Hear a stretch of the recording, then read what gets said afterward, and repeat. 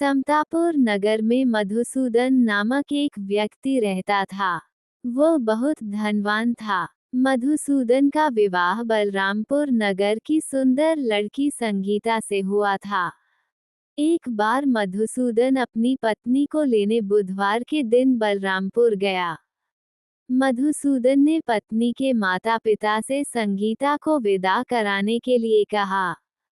माता पिता बोले, बेटा, आज बुधवार है। बुधवार को किसी भी शुभ कार्य के लिए यात्रा नहीं करते।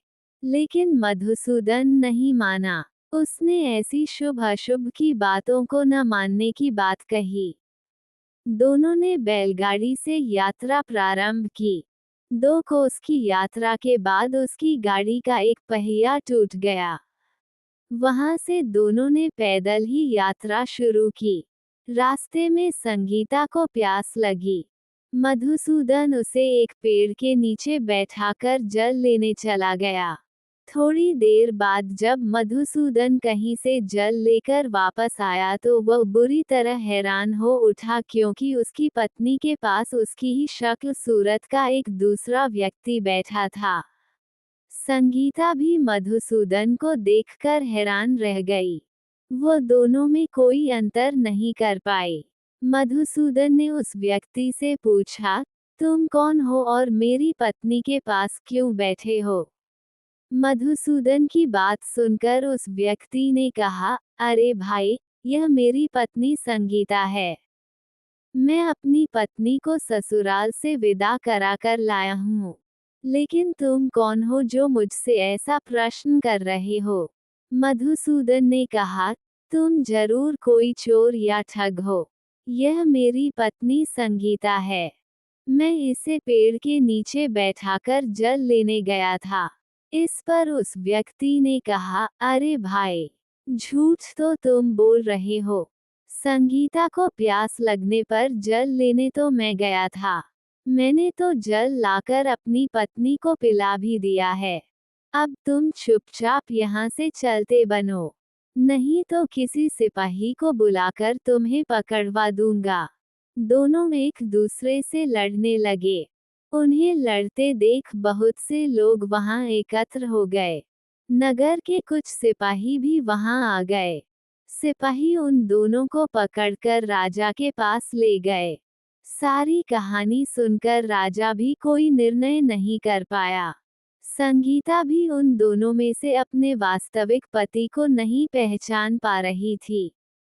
राजा ने दोनों को कारागार में डाल देने के लिए कहा। राजा के फैसले पर असली मधुसूदन भयभीत हो उठा। तभी आकाशवाणी हुई, मधुसूदन, तूने संगीता के माता पिता की बात नहीं मानी और बुधवार के दिन अपनी ससुराल से प्रस्थान किया। ये सब भगवान बुद्धदेव के प्रकोप से हो रहा है। मधुसूदन ने भगवान बुद्धदेव से प्रार्थना की कि, हे भगवान बुद्धदेव, मुझे क्षमा कर दीजिए। मुझसे बहुत बड़ी गलती हुई। भविष्य में अब कभी बुधवार के दिन यात्रा नहीं करूंगा और सदैव बुधवार को आपका व्रत किया करूंगा।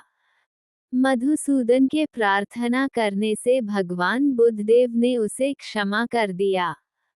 तभी दूसरा व्यक्ति राजा के सामने से गायब हो गया। राजा और दूसरे लोग इस चमत्कार को देख हैरान हो गए। भगवान बुद्धदेव की इस अनुकंपा से राजा ने मधुसूदन और उसकी पत्नी को सम्मानपूर्वक विदा किया। कुछ दूर चलने पर रास्ते में उन्हें बैलगाड़ी मिल गई। बैलगाड़ी का टूटा हुआ पहिया भी जुड़ा हुआ था।